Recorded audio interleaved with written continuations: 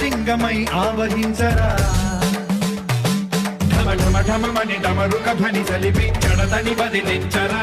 శ్రీవాయులింగమై సంచరించరా అణువణువున తన నిలిచి చలనమే కలిగించరా భస్మం చేసే అసురు